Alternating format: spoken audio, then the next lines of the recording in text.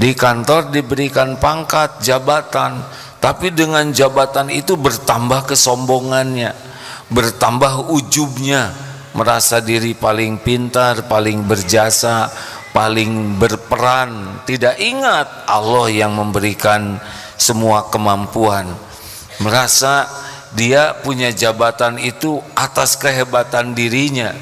Kemudian dengan jabatan itu ibadah jadi lalai, kesibukannya banyak. Kemudian dia pun jadi mudah berbuat maksiat. Nah, itu naiknya jabatan tuh bagian dari bencana itu, istijraj. Kenapa?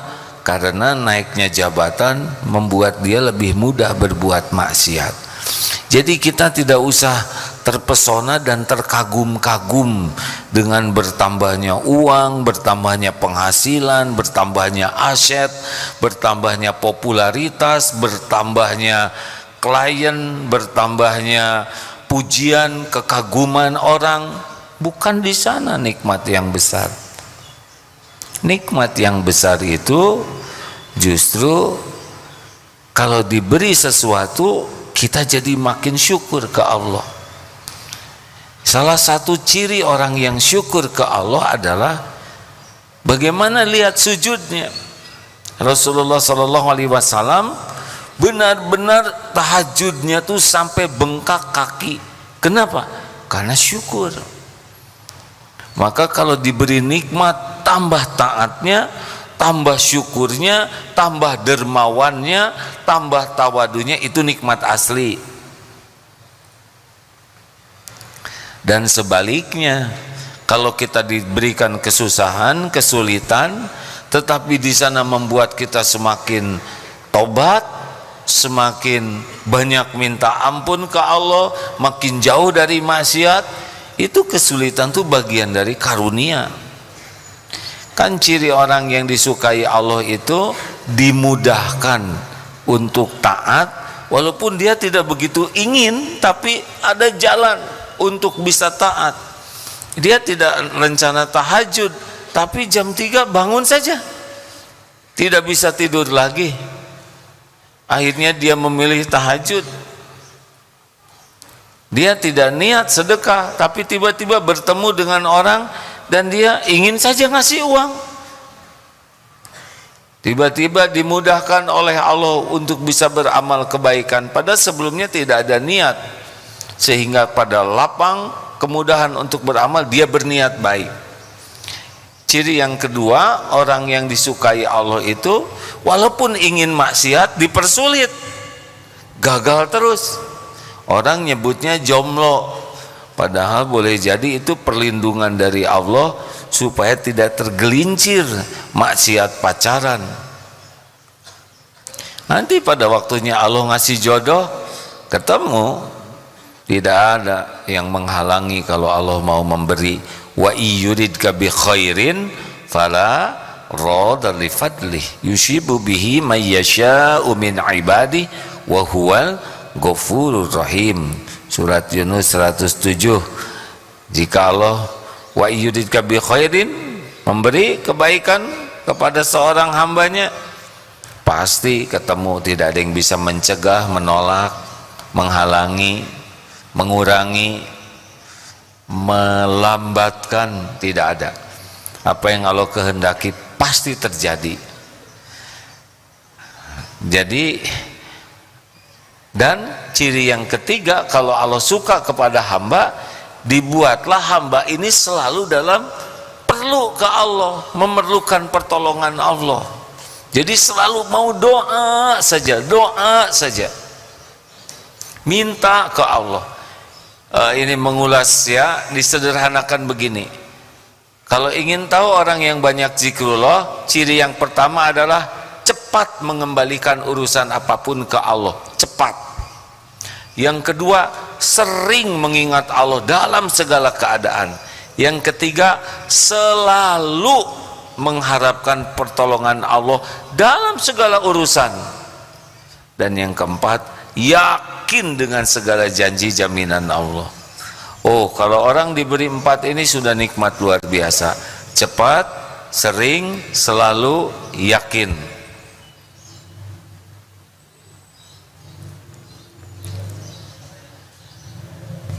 Nah, tapi orang yang kurang baik posisinya di sisi Allah, karena memang hati dan niatnya dia mau taat tuh susah, ada aja penghalangnya.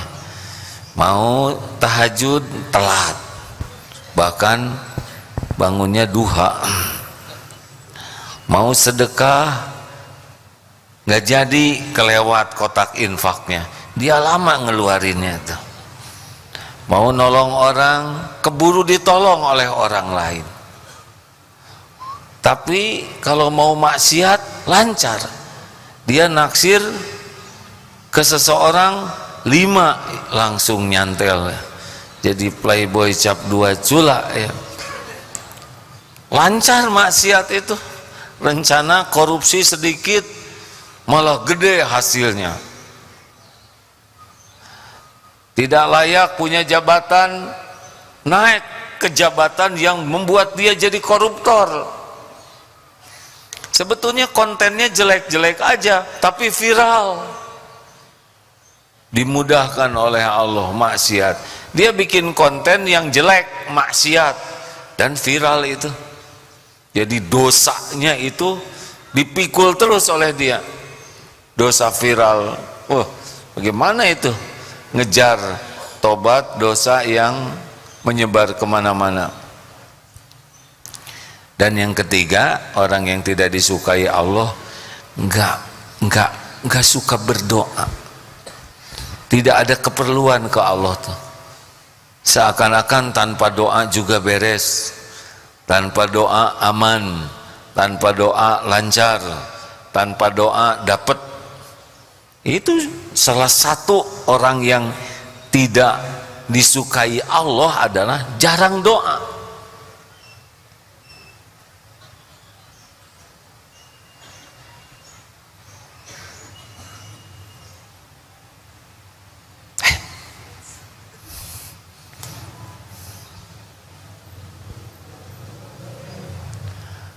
Hati-hati ini hadirin sekalian.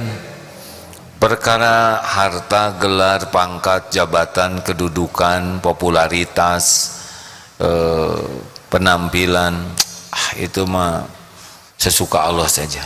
Kasih. Penjahat, orang yang tidak beriman, yang ateis, yang membenci Allah juga diurus, dikasih itu oleh Allah.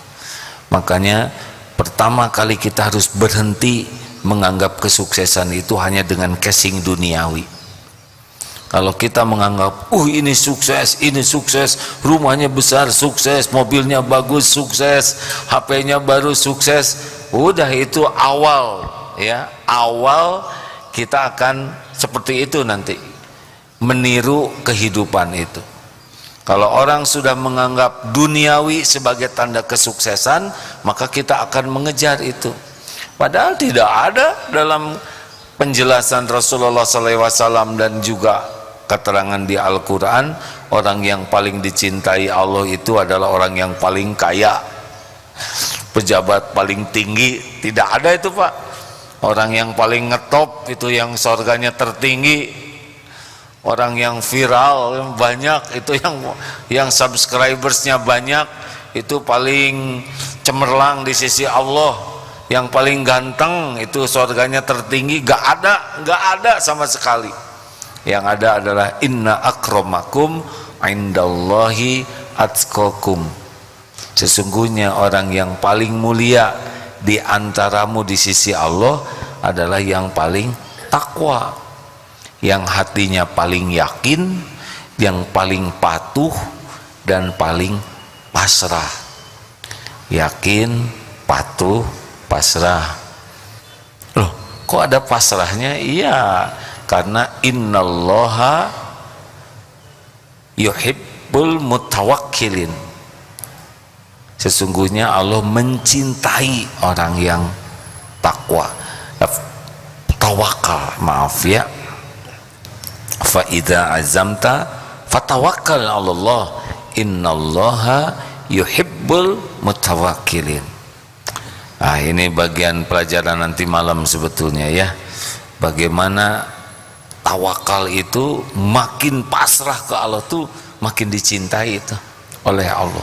Dan Allah yang nyuruh, pasrahlah kepadaku, aku cintai dirimu. Makanya setan itu kan tidak sanggup memperdaya orang yang tawakal.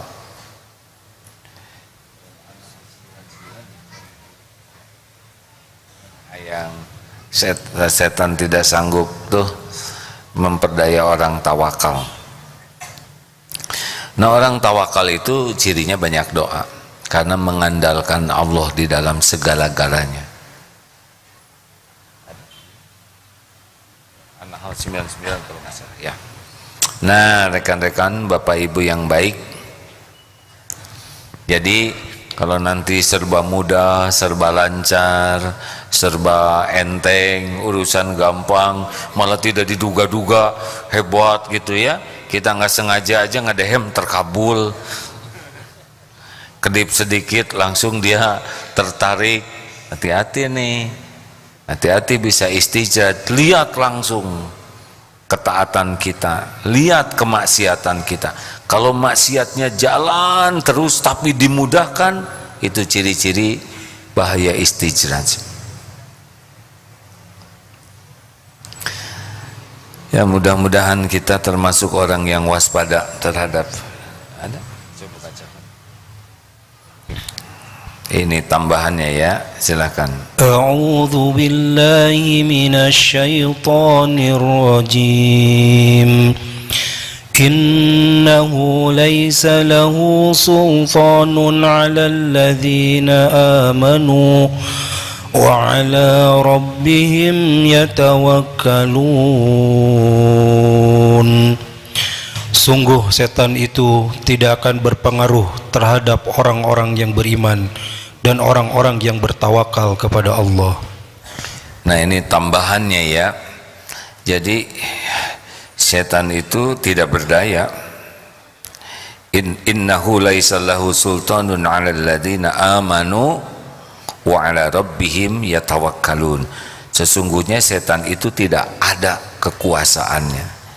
Innahu laisa lahu sultanun 'alal ladzina amanu, atas orang-orang yang beriman, wa 'ala rabbihim yatawakkalun, dan yang bertawakal kepada Allah Tuhannya. Jadi setan itu memang tidak kelihatan oleh kita, tapi setan bisa terus mencermati kita. Mereka keroyokan dan tidak punya kerjaan lain selain menipu kita. Kalau ada anjing menggonggong, besar anjingnya, daripada kita berantem dengan anjing, mendingan kita teriak, panggil yang punyanya. Benar? Lebih aman.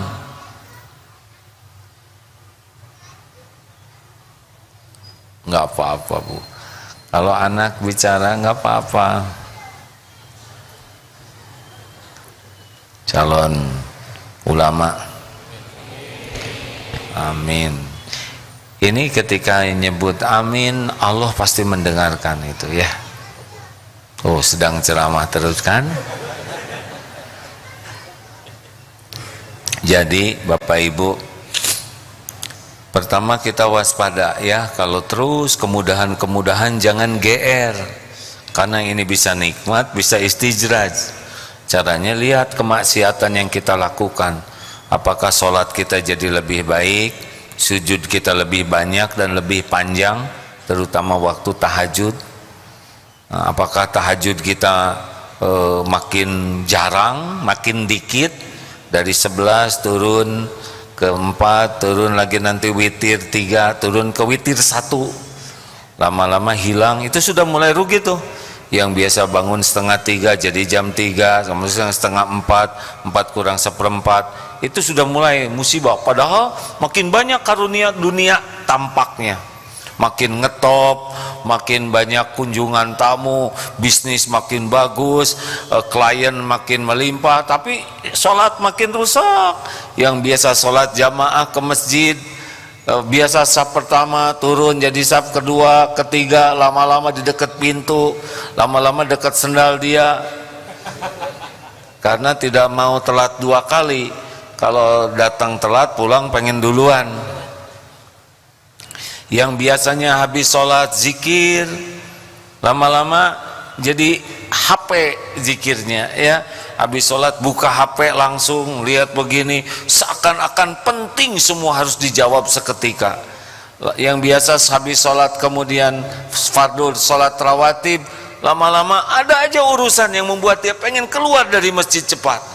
Padahal kalaupun dia sholat tidak ada masalah bagi yang lain, tapi seakan-akan ada yang harus diselesaikan segera, harus keluar. Padahal di luar juga nggak ngapa-ngapain. Nah, ini sudah ciri-ciri nih. Yang biasa datang ke majelis ilmu kuat, lama-lama ganti ke Zoom. Zoom yang biasanya on cam, lama-lama kamera dimatiin, ya. Udah sambil ngerjain yang lain. Sudah dijauhkan dari ilmu. Bapak Ibu tahu kan, tipu daya pertama setan kepada manusia itu adalah dijauhkan dari senang belajar agama. Makanya nanti ciri istrijat itu waktu belajar agama itu jadi makin dikit, makin sedikit. Nah, kalau orang sudah tidak belajar agama dengan sungguh-sungguh, maka tingkat keimanannya juga tidak bisa naik. Kalau yakin ke Allah sudah kurang, ya sudah dimakan teruslah oleh setan. Cirinya apa? Banyak risau, cemas, banyak takutnya. Kan setan itu menakut-nakuti. Ujian pertama bagi kita tuh kan, walanabluwannakum bisyai'im minal khauf, takut.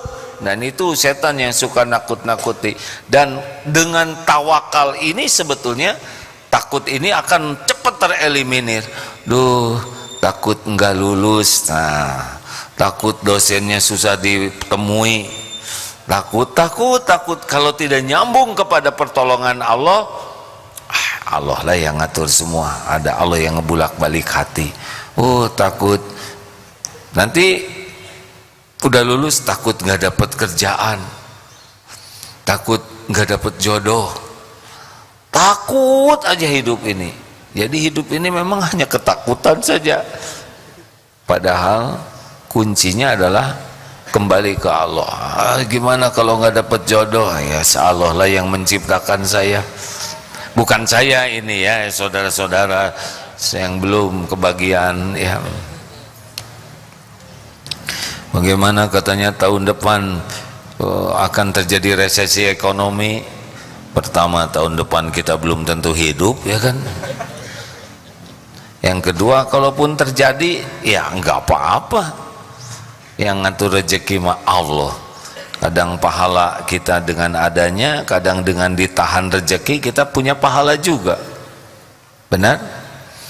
Hadirin, saya baru mengikuti hari ini ada 2 kejadian penting. Satu, ada santri yang wafat. Innalillahi wa inna ilaihi rajiun. Allahumma ighfir laha warhamha wa'afiha wa'fu anha. Amin ya rabbal alamin. Tadi sudah dibawa dikuburkan. Tidak sangka pasti ibunya, ya. Memang beliau sakit dulu 2 pekan di rumahnya, baru sesudah agak dianggap sehat. Ibunya juga seorang dokter. Kemudian dipesantrenkan, tapi beberapa hari di sini di drop, dan terus kita laporan dengan ibunya. Karena tidak mau makan saja, maka dipaksa diajak ke rumah sakit dan Allah menghendaki wafat.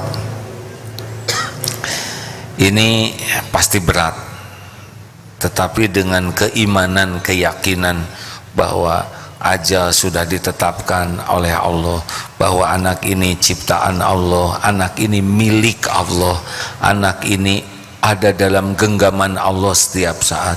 Allah lebih mencintai ciptaannya dibanding siapapun. Ibu bapaknya pasti sayang, tapi Allah lebih sayang lagi kepada ciptaannya. Anak ini masih sangat muda, ya. SMP, insya Allah dosanya juga sedikit, tapi berada di lingkungan pesantren. Ingat doanya, wattawaffana ma'al abror, wafatkan kami bersama orang-orang yang berbuat kebaikan. Insya Allah di pesantren kebaikannya mencari ilmu sama-sama, ibadah sama-sama, menyebut nama Allah sama-sama, munajat sama-sama, meninggal bersama orang-orang yang berbuat kebaikan. Itu kunci. Karena ada yang meninggal di lingkungan yang tidak baik juga, nauzubillahi min dzalik. Nah, semoga beliau wafat dalam keadaan mencari ilmu. Ini sebuah wafat yang sangat baik. Toh ada sakit, sakit itu penggugur dosa. Waktunya sudah tetap, jam sekian itu akan dicabut nyawa oleh malaikat maut atas perintah Allah, syariatnya lewat sakit. Nah, tanpa ingat ke Allah pasti berat. Ingat ke Allah berat juga, tapi diringankan oleh Allah. Di sana tadi ada 160 rombongan saudara-saudara kita yang diberikan kekhususan dengan keluarganya tadi itu, yang tidak mendengar, tunarungu, ada yang tidak melihat, ada juga yang tidak yang apa namanya ya, tunadaksa, yang tidak bisa bergerak, di kursi roda banyak tadi, dan dengan keluarganya rekreasi ke zoo itu. Saya melihat itu, aduh masya Allah, subhanallah. Ada yang berbaring tidak berdaya, ada yang kepalanya kecil sehingga bingung, ada yang masih kecil, ada yang sudah 27 tahun, ada yang kembar, dua-duanya memiliki kekhususan. Ada yang tubuhnya mudah patah, bergerak sedikit patah, kesini patah, ya, diangkat patah. Sepertinya menurut pandangan duniawi, ini sebuah musibah besar. Tapi dengan pandangan iman beda. Ini semua anak-anak itu adalah ciptaan Allah dan sempurna menurut ilmu Allah. Mungkin kita menyebutnya cacat karena kita tidak mengerti tentang kemahasempurnaan perencanaan Allah. Memang gampang membuat manusia yang demikian lebih rumit lagi. Wallahu alam ya, karena saya tidak mengerti banyak. Tetapi dalam keadaan segala terbatas, jantung berdetak, ginjal semua masih berperan. Padahal misalkan kemampuan berpikirnya terbatas, tapi Allah cukupi rezekinya. Ada yang jaga, dia tidak bisa jalan, ada yang mendorong. Ada yang tidak bisa bergerak, ada yang memangku. Tidak bisa makan, ada yang nyuapin. Ini tanda-tanda kebesaran Allah. Jadi memang tidak ada manusia cacat, tidak ada. Yang cacat itu yang tidak punya iman saja. Tapi memang Allah menciptakan sempurna seperti itu menurut ilmu Allah.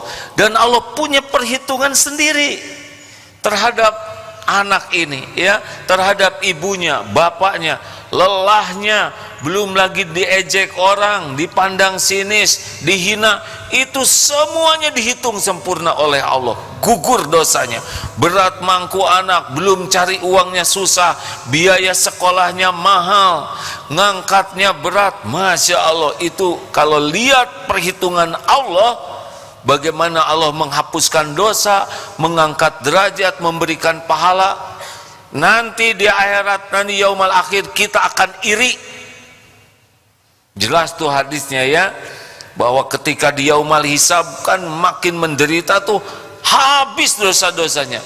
Nanti diberi sorganya tuh tinggi sekali, dan kita nanti iri.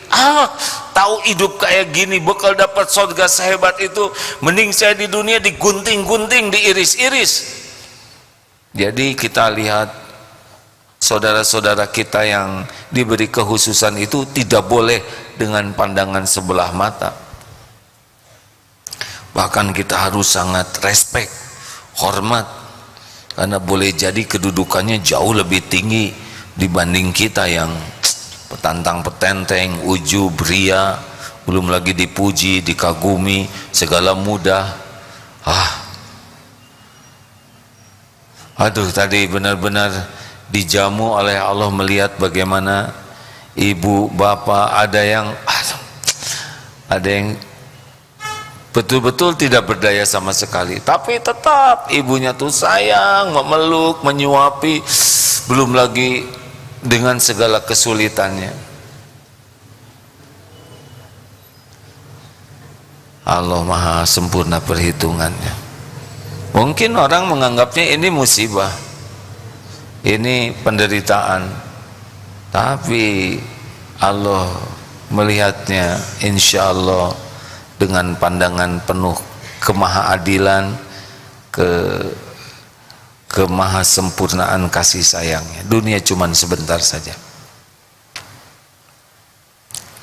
Bisa dibayangkan itu ibu tadi harus nyari uang, anaknya ingin ke belakang, berat, diangkat patah ya, setiap patah harus diobatin, uangnya habis, belum lagi usaha. Ini semuanya ini tidak ada yang luput dari penglihatan Allah, tidak ada yang luput dari kesempurnaan balasan dari Allah, ganjaran dari Allah. Nah, inilah pentingnya iman yang membuat kata orang ini pahit, tapi bisa jadi ini sesuatu sekali. Dan yang kata orang sukses, tapi bagi orang yang iman jadi waspada, karena jangan-jangan kesuksesan itulah yang menurut kita sukses adalah istidraj. Kayak cakep, cantik sekali, tampan sekali, mulus sekali, itu kan ujiannya lebih berat. Karena kecenderungan orang itu akan memperlihatkan keistimewaan versinya. Yang sangat cantik dan kurang iman tuh berat sekali pakai masker itu ya enggak? Karena dia tidak bisa tepos, tebar pesona. Yang badannya bagus tuh pengen orang lain tahu kebagusan badannya. Itu ujian lebih berat lagi. Begitulah, mudah-mudahan kita bisa memahami, melihat dunia ini dari sudut pandang keimanan, bukan sudut pandang nafsu. Terima kasih. Ada yang akan ditanyakan, didiskusikan? Ini saya absen dulu para tamu. Tuh ada yang ngacung. SD plus Al-Muhajirin. Ada SD? Tumben ini ada tamu SD. Alhamdulillah. MT Al-Ikhlas. Gak ada yang ngacung, karena ikhlas sekali jadi ngacung juga tidak ya. Ibu Al-Ikhlas? Bukan. Oh ya. Oh, mau bertanya ya. Ya Bu, sabar ya Bu ya, ini lagi absensi dulu ya. SMP Islam Al-Azhar Karawang. Alhamdulillah. Terima kasih Dek. Komunitas Jalan Ridho Ilahi Bogor. Bapak jalan kemana? Menuju kemana Bapak? Menuju Ridho Ilahi. Ya Alhamdulillah. Oh, ziarah bukan jalan. Komunitas jalan ziarah. Oh ya, salah ketik Pak. Maaf ya Pak ya. Namanya apa? Komunitas KJRI. Oh, bukan kedutaan ya. Baik. 60. Majelis Bani Ibrahim. Oh, alhamdulillah. Ini yang mau nanya tadi. Bukan mau apa?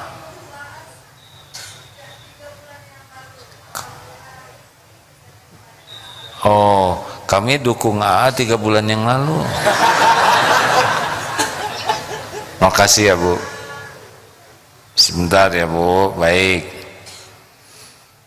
Kenapa Nabi Ibrahim begitu spesial, kekasih Allah disebutnya?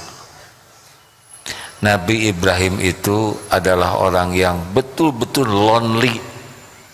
Dengan ayahnya diuji. Tapi itu ceramah lagi, nanti saya udah nggak jadi ya.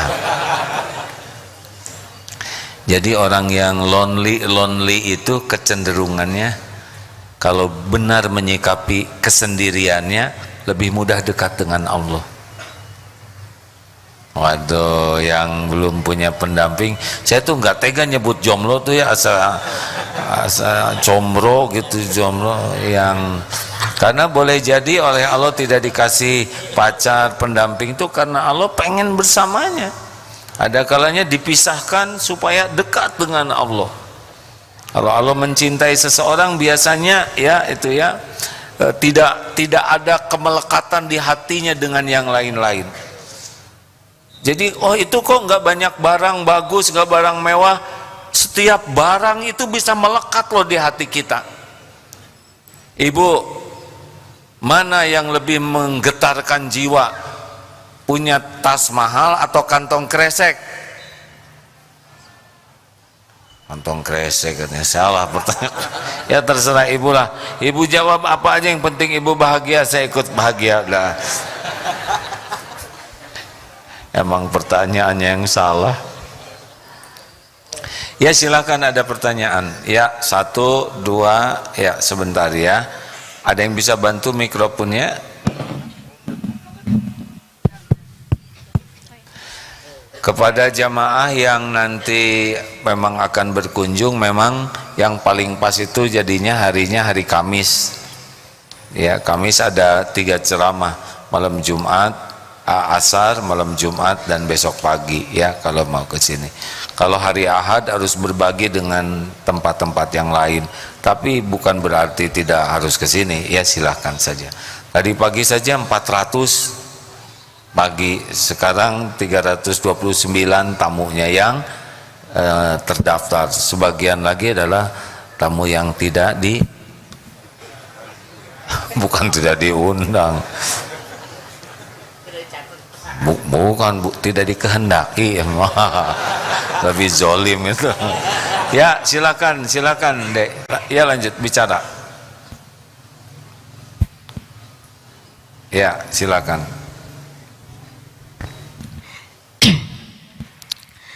Bismillahirrahmanirrahim. Izin memperkenalkan diri sebelumnya. Nama saya Suhana Anzalna, berasal dari Medan, Sumatera Utara, sedang menempuh pendidikan di STAI Darut Tauhid A.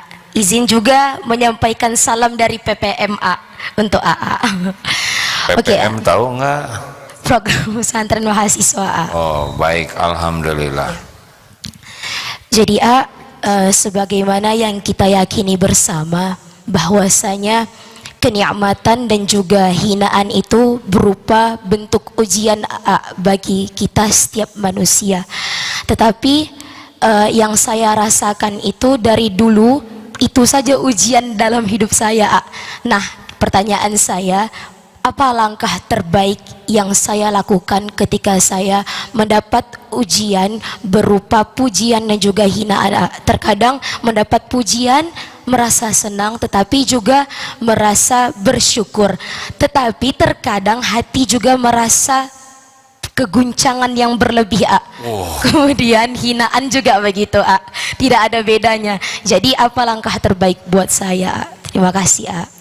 Bagus sekali tadi kalau sudah meyakini bahwa hidup ini memang ujian, baik kesenangan dan kesusahan itu ujian. Itu udah awal yang sangat baik. Adapun kita senang dipuji, itu sudah merupakan software standar lah. Kalau komputer itu ya sudah ada jeroan kita, nggak enak nyebut jeroan ya. Daleman lebih jelek lagi ya nggak. Allah ciptakan kita tuh senang dipuji. Mana yang lebih hebat, senang dikasih uang atau senang dipuji?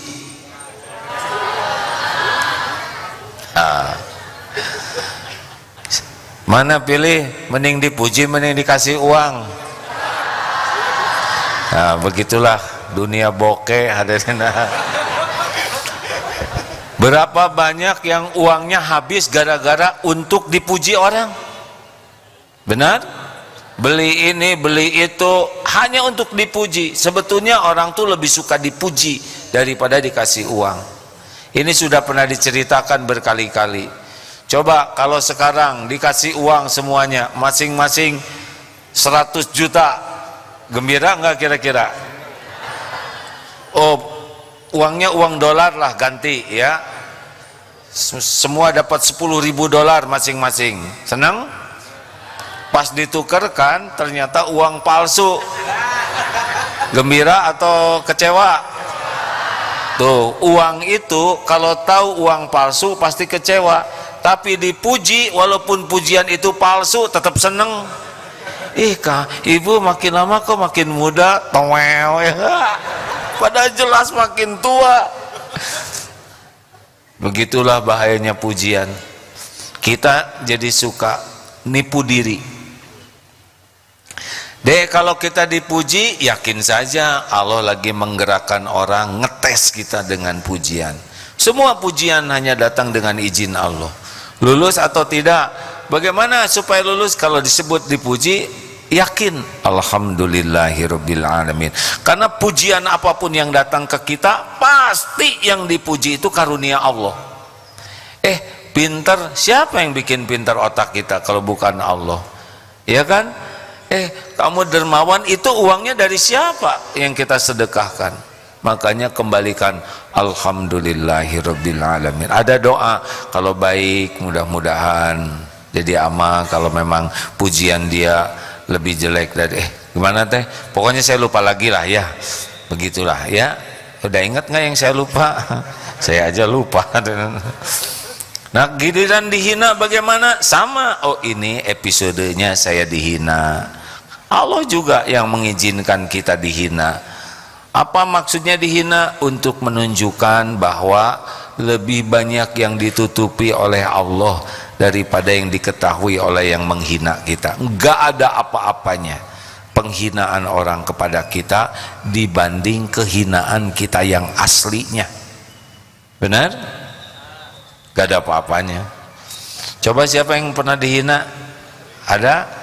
Apa disebut apa coba dihina? Dek, main WA. Tuh kan duduk paling depan. Tapi saya tidak boleh mengatakan sesuatu yang melukai hatinya ya. Jadi jalanin aja semuanya ladang amal. Ladang amal. Dipuji dicaci adalah ladang amal. Kasihan yang menghina kita. Nggak usah sakit hati. Kenapa? Karena itulah, nggak usah, mau ngapain sakit hati. Sakit hati itu adalah orang yang menzolimi dirinya sendiri. Tinggal kita maafkan. Wal'afina 'anin nas. Kita diberikan kesempatan jadi orang takwa kalau kita tidak marah. Wal kadhiminal ghaidha wal 'afina 'anin nas. Ali Imran 134 ya. Ciri orang takwa kan bisa menahan amarah. Kalau nggak ada yang ngejengkelin, kita nggak teruji. Dia nyakitin kita, kita bisa memaafkan. Dan mau ngapain juga sakit hati? Tuhan kita kan bukan dia. Sampai dower menghina kita, nggak ada apa-apanya. Nothing, nggak ada apa-apanya. Coba sekarang menghina saya, nggak ada apa-apanya. Paling pergi saya dari sini. Punung. Tapi memang pasti ada sakit hati. Rasulullah juga ada sedih, ada kecewa, itu manusiawi. Tinggal ekspresinya marah atau tidak, memaafkan atau tidak, gitu. Lanjut, Bu, mangga. Assalamualaikum AA. Waalaikumsalam warahmatullahi wabarakatuh. Saya ingin bertanya tentang bentuk cinta, kasih, dan karunia Tuhan. Allah maksudnya? Ya Allah. Selama 30 tahun ini saya diajarkan untuk berbuat baik agar menuai kebaikan. Kemudian tepat di usia saya 30 tahun,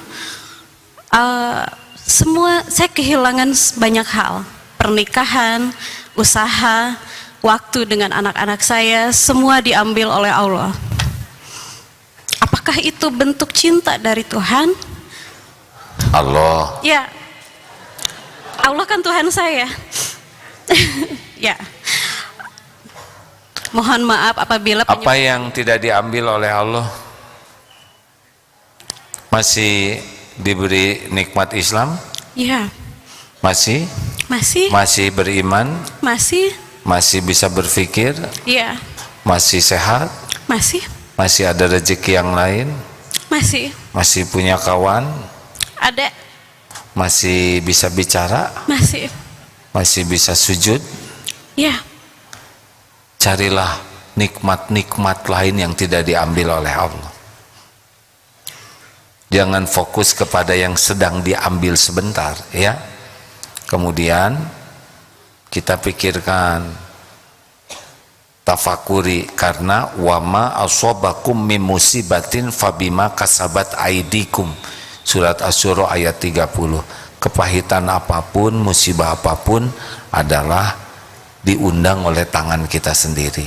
Nah, sekarang kita ingat apa yang Allah sisakan untuk disyukuri sambil kita bertobat, ya.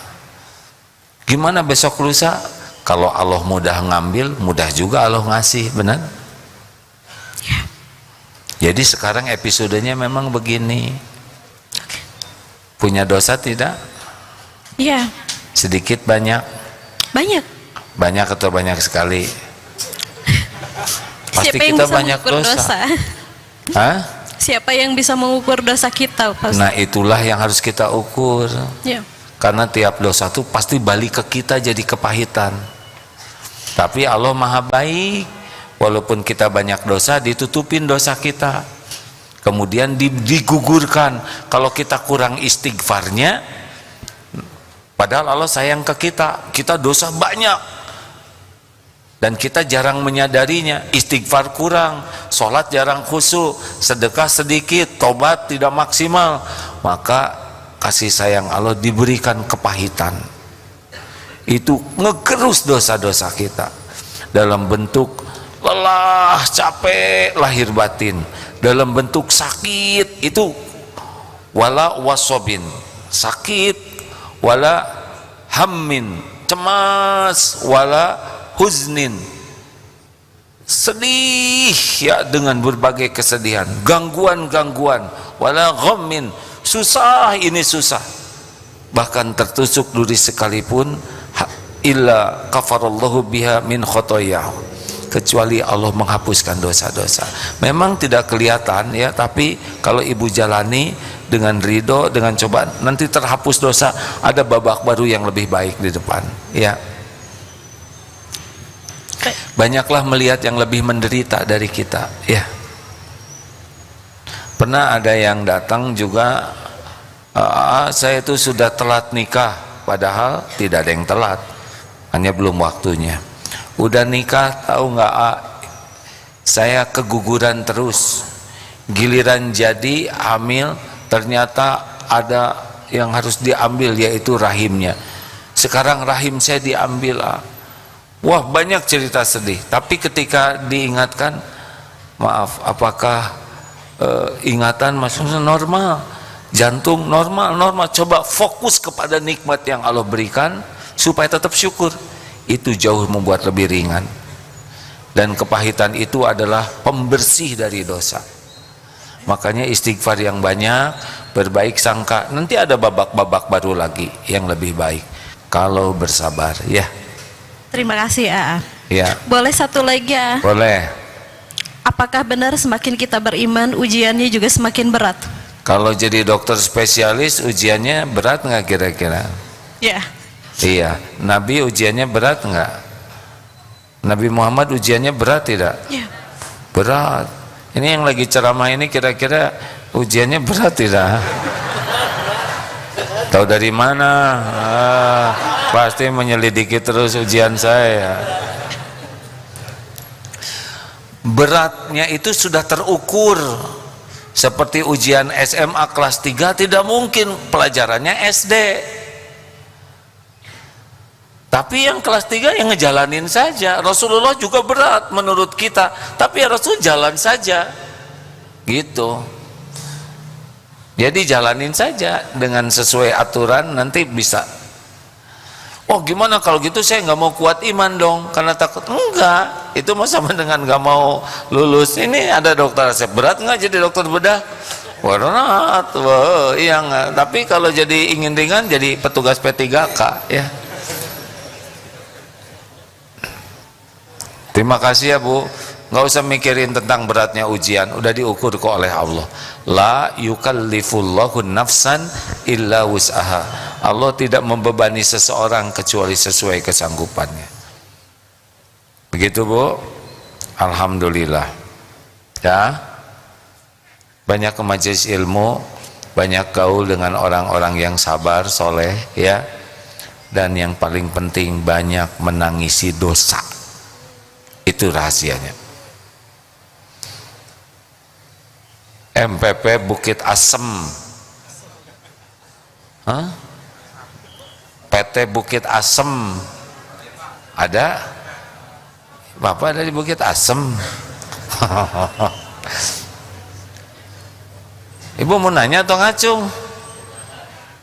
Oh dari Bukit Asem Ibu. Alhamdulillah. Mana asa kurang enak Bukit Asem, Bukit Asam ya. Terima. Waduh protes Ibu. Bukan asem, asin katanya. Katanya begini A maksudnya bukan. Jadi Bukit Asam maksudnya gitu Bu. Lanjut terakhir, ada pertanyaan lagi? Ya ada Agim di sini anak. Masa nanya sama AA? Silakan A. Sabar. Bismillahirrahmanirrahim. La haula wala quwata illa billah. Gini ya, kan kita harus sering mengingat Allah gitu. Yang tergambar di benak saya hanya sanggup untuk mengingat lafadznya, dan di hati hanya sanggup mengingat lafadznya. Apakah itu boleh enggak? Lafadz Allah gitu? Ya gitu, tergambar di benak dan di hati itu, enggak sampai cahaya atau yang kata ulama gimana gitu. Mohon pencerahannya. Assalamualaikum.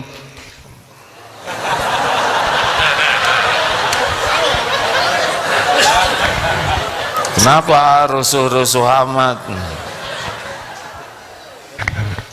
Allah Subhanahu wa taala laisa kamislihi syai'un, tidak menyerupai dan tidak diserupai apapun. Apakah mungkin kita meyakini sesuatu yang tidak kelihatan? Mungkin tidak. Coba nih, ada udara tidak di sini Dek? Seperti apa? Kenapa yakin pada nggak kelihatan? Coba Ade naik ke mimbar terus loncat kepala duluan ya. Kenapa pakai ke bawah? Karena ada gaya gravitasi. Kita yakin. Pernah lihat tidak? Qadarullah saya kuliahnya elektro. Mau nyobain elektron? Ujung kabel gitu ya. Coba seperti apa elektron? Enggak tuh, enggak ada yang lihat. Tapi ada seorang yang datang ke ulama katanya ya, kisahnya dia lulusan luar negeri yang rasionalis. Nggak ada yang benar jawaban tuh, saya udah nanya ke sana sini nggak memuaskan. Lalu dinasehatin, coba tuh datang ke kiai ini di desa, ada pesantren sederhana tapi kiainya yakin ke Allah. Apa pertanyaannya? Kalau Allah itu ada, mana, seperti apa? Ada itu harus kelihatan, harus ketahuan buktinya. Yang kedua, setan dimasukin ke neraka, setan dari api, neraka dari api, bagaimana terasa ya kan? Yang ketiga, apa itu takdir? Takdir itu cuma ngeles aja katanya. Dia nggak pernah puas jawabannya, datang ke ulama di kampung tuh, pas nanya, kalau Allah ada apa buktinya?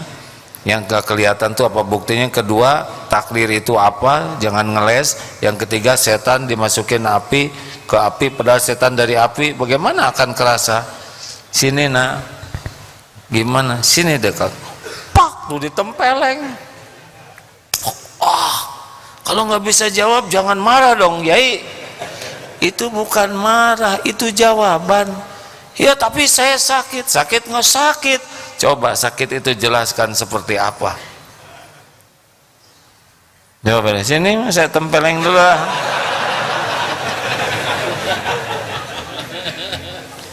Sakit ada tapi nggak bisa digambarkan, ya kan? Jadi tidak setiap yang ada itu harus tergambar.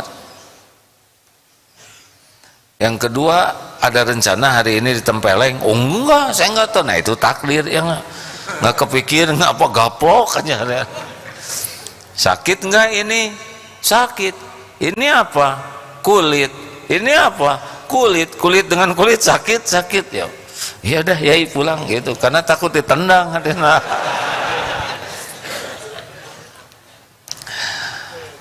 Jadi cara meyakini Allah, kita juga banyak yakin kepada yang tidak kelihatan.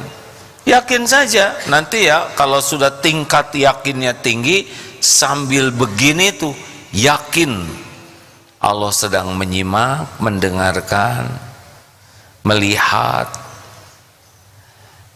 malaikat juga hadir. Di sini ada yang sedang mencatat, nggak lihat nih. Makanya orang takwa tuh amanu, yang pertama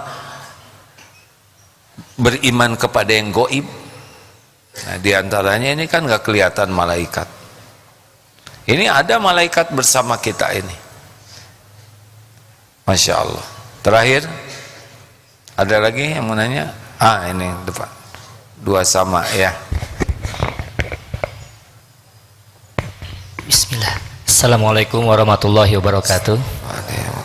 Alhamdulillah. Bukan kebetulan, saya sebagai guru. Kebetulan? Kenyataan. Atau kenyataan? Kenyataan. Oh iya. Sebagai guru. Kalau kebetulan tiba-tiba aja gitu ya. Saya sebagai guru TK. Guru TK. Guru TK. Dan ide kekreatifan itu bukan terkadang, sering ketika pas lagi sholat. Oh, jadi ide kreatif untuk ngajar itu pas lagi sholat. Lagi sholat. Nah terkadang aktivitas itu ditaparkuri dulu, gak direalisasikan, dikhawatirkan istirahat itu. Ketika padahal menurut versi saya itu benar gitu. Oh itu ada ide bagus nih, nanti diamalkan di kelas. Tapi pas ide jadi pas lagi sholat, nah itu ditapakuri dulu terus baiknya seperti apa. Terima kasih Ustaz. Jadi lagi sholat tuh banyak ide gitu. Memang keunggulan sholat kita itu ya, yang nggak harus diingat-ingat waktu sholat. Justru yang harus diingat nggak ingat. Kan sholat itu aqimis sholat li zikri. Tegakkanlah sholat untuk mengingatku, mengingat Allah. Hasilnya justru yang enggak. Kunci ketemu waktu sholat ya kan. Rencana nanti malam makan apa, lagi sholat. Dan yang paling bahaya itu kita tidak merasa bersalah. Makanya habis sholat itu disunahkannya istighfar, bukan alhamdulillah. Karena saking ngaconya sholat kita. Jadi boro-boro ngingetin hasil sholat tadi, Pak, istighfar Pak Guru. Habis suatu ide cemerlang dari Allah nih. Fatihah hilang. Ayo usahakan sholat kita bagus. Kalau sholat kita bagus, nanti urusan kita dibaguskan. Kan ada yang nanya, gimana orang Islam ini pagi-pagi bangun tidur ke masjid sholat, lagi senang-senang kerja ke masjid sholat, sore-sore sholat, maghrib ke masjid. Ini seperti nggak ada kerjaan. Masjid lagi, pulang pergi masjid. Apalagi kemarin di Australia ya, itu kan ke masjid itu hampir semuanya pakai kendaraan. Mobil itu datang penuh waktu sholat, pergi lagi, nanti asar ngumpul lagi, subuh ngumpul. Bagi orang tuh aneh, ini orang Islam kerjanya apa? Karena memang kerjaan kita tuh sholat. Yang lain-lain itu ibadah juga di bawah sholat. Kan kita diciptakan itu untuk nunggu waktu sholat. Kita wa ma khalaqtul jinna wal insa illa liya'budun. Kita diciptakan tuh untuk ibadah ke Allah. Kalau sholat kita bagus, ini yang paling pokoknya sholat. Lalu di antara sholat itu ibadah juga. Ya udah kita mau ibadah. Perkara rezeki dan sebagainya nanti Allah akan jamin. Ini Imam Malik dengan Imam Syafi'i pernah bertukar pendapat, beda pikiran. Tapi beda pendapatnya orang berilmu mah nggak jadi bertengkar, malah jadi kebahagiaan bersama. Gurunya Imam Syafi'i ini berkeyakinan bahwa kita fokus kerjakan dengan baik apa yang Allah amanahkan, nanti rezeki datang ikut.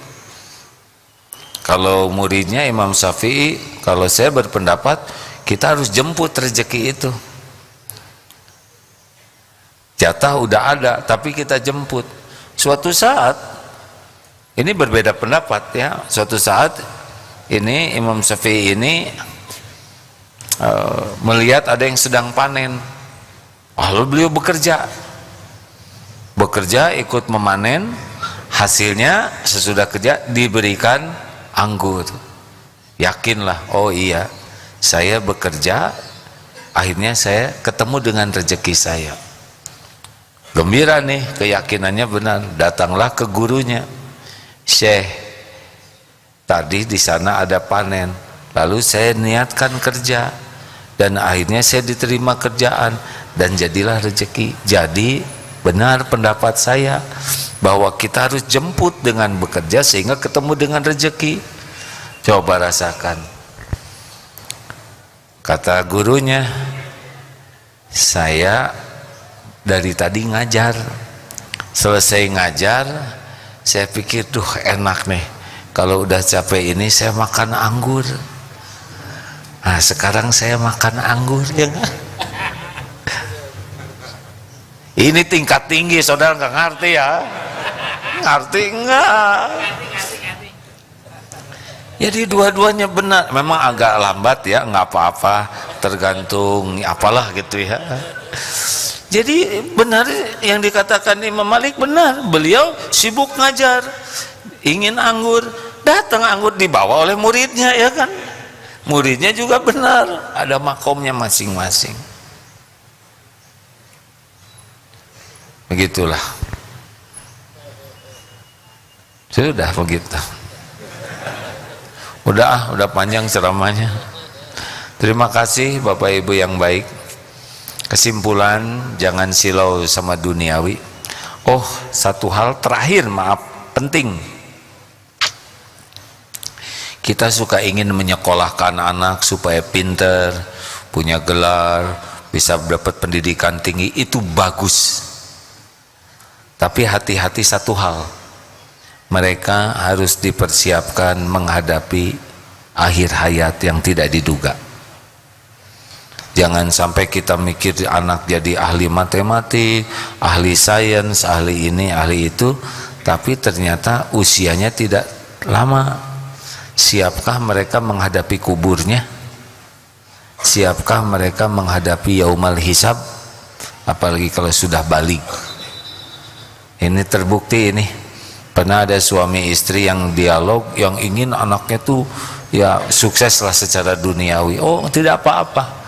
Kata suaminya, tapi siapkah andai kata anak ini tidak panjang usianya?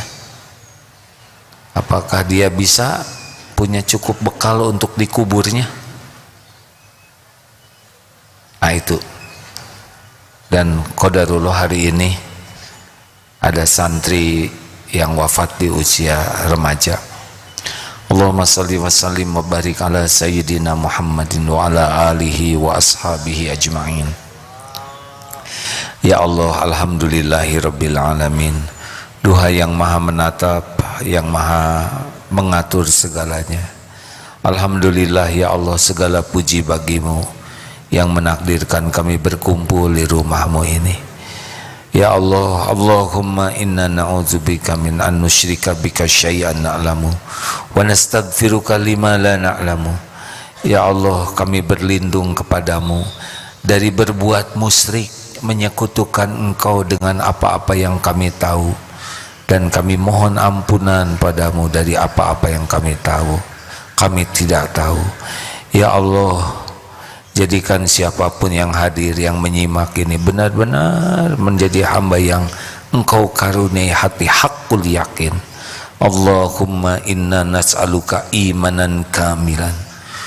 Karuniakan kepada kami iman yang sempurna ya Allah, wa yaqinan shadiqan, keyakinan yang benar, wa qalban khasyian, dan hati yang khusyuk selalu bersamamu, wa lisanan zakiran, dan lisan yang selalu basah menyebut namamu. Allahumma a'inna ala zikrik wa syukrik wa husni ibadatik. Wahai Allah, tolonglah kami agar menjadi hamba yang selalu ingat kepadamu, senantiasa bersyukur atas limpahan karuniamu, yang senantiasa bisa mengabdi beribadah dengan benar kepadamu. Allahumma rizuknal istiqomah, rizkikan kepada kami istiqomah ya Allah. Rabbana la tuzigh qulubana ba'da idh hadaitana wa hab lana min ladunka rahmah innaka antal wahhab. Jangan cabut nikmat iman ini ya Allah, jangan cabut keislaman kami ya Rabb. Rabbana atina fid dunya hasanah wa fil akhirati hasanah wa qina azabannar. Ya Allah, kuatkan iman yang masih lemah, berikan kehusuan bagi yang masih lalai, berikan jalan keluar yang berkah yang sedang dihimpit masalah, karuniakan kesembuhan yang sedang sakit ya Allah, karuniakan kecukupan yang sedang kekurangan ya Allah, karuniakan lepaskan dari lilitan hutang piutang, karuniakan pendamping terbaik yang menantikannya, karuniakan keluarga sakinah yang mendambakannya, titipkan keturunan yang soleh soleha bagi yang menantikannya. Rabbana taqabbal minna ya Allah, innaka antas samiul alim. Sallallahu alaihi sayyidina Muhammadin wa ala washabihi. Alhamdulillah. Terima kasih. Subhanakallahumma bihamdik, asyhadu alla ilaha illa anta astaghfiruka wa atubu ilaik.